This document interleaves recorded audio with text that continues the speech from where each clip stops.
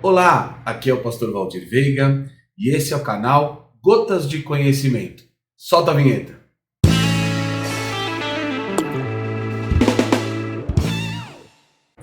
Seja muito bem-vindo mais uma vez aqui ao meu canal. Já peço, se inscreva, ative o sininho de notificações e o principal, compartilhe. Porque quanto mais você compartilhar, mais pessoas receberão esse conteúdo e mais conteúdo eu vou produzir. Estamos na série de mensagens Conhecendo a Bíblia e esse episódio é o episódio 6.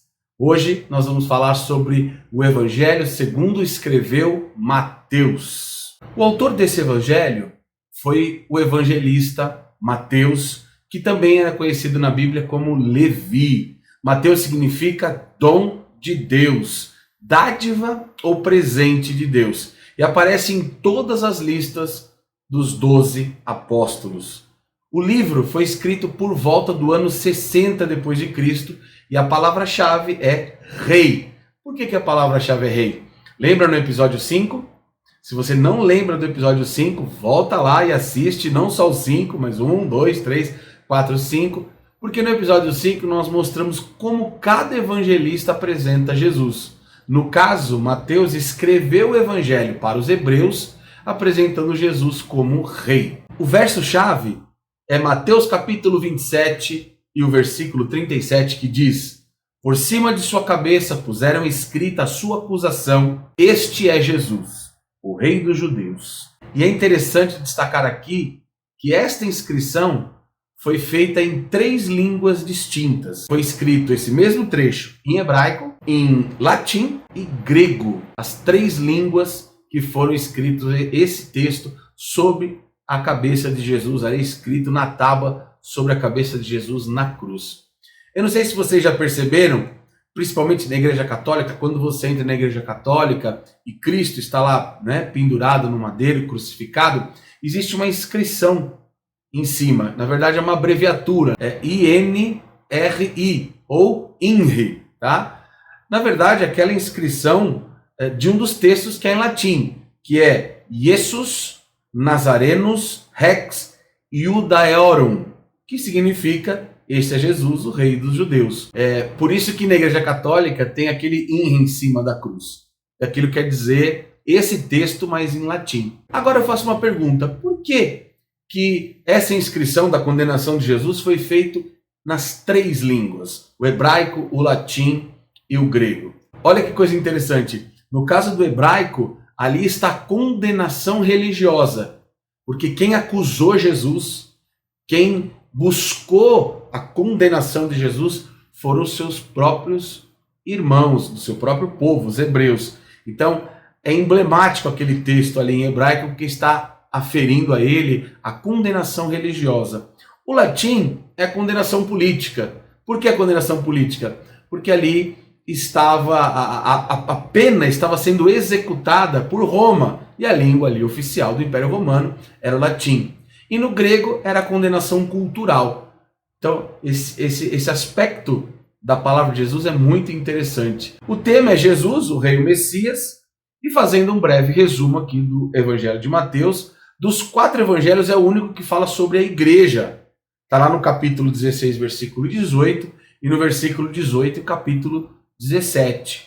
Em Mateus, existem vários textos que aprovam o Antigo Testamento e apontam para a vinda de Cristo, o seu ministério e o sofrimento. Então, capítulo 1, versículo 22, 2,15, 4,14, 8,17 e todos esses textos que você está vendo aí na tela.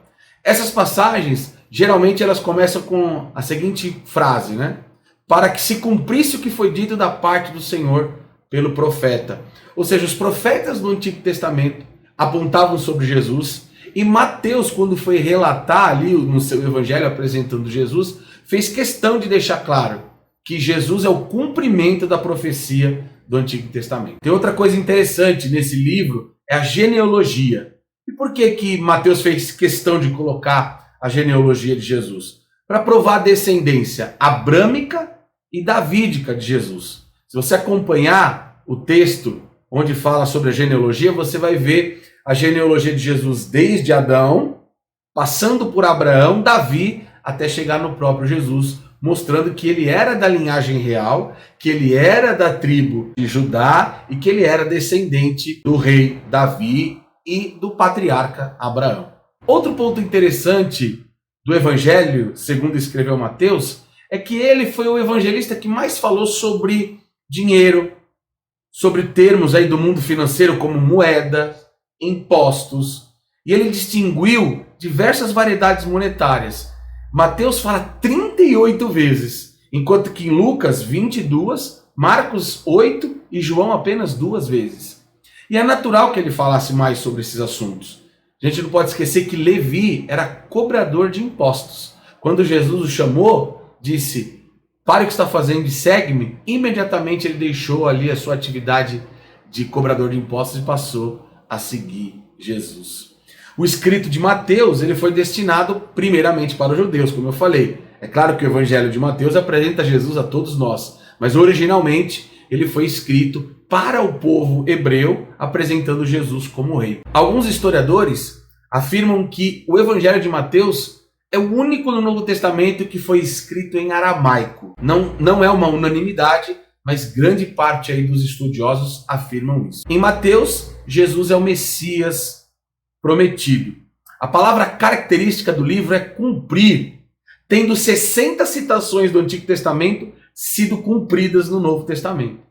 A palavra reino, por exemplo, é citada 55 vezes e filho de Davi 7 vezes, justamente mostrando que em Jesus se cumpriram a profecia do que foi dito dos profetas, várias citações inclusive, tá? A palavra reino é citada várias vezes, por isso que ele é apresentado como rei, e Davi 7 vezes, para enfatizar que ele era da descendência davídica. Outra coisa interessante é que o livro de Mateus, ele acaba quebrando um silêncio de 400 anos entre a última profecia escrita, que está lá em Malaquias, no Novo Testamento, e o Evangelho de Mateus aqui no Novo. Nós chamamos esse período entre os testamentos de intertestamentário, ou entre os testamentos, né? Entre os dois testamentos. Foram 400 anos de silêncio, desde a última profecia levantada até a voz profética de João Batista, que foi relatada também aí no livro de Mateus. Outro fato importante, segundo a tradição histórica, segundo os historiadores ali do início do século, Mateus morreu pela espada na Etiópia, ou seja, ele foi assassinado, morreu como mártir de uma forma aí até drástica, tá certo? Espero que vocês tenham gostado. Peço mais uma vez, se inscreva no canal, ative o sininho de notificações e compartilhe. Quanto mais você compartilhar, mais pessoas serão alcançadas. Te aguardo no próximo episódio. Deus abençoe, a paz do Senhor.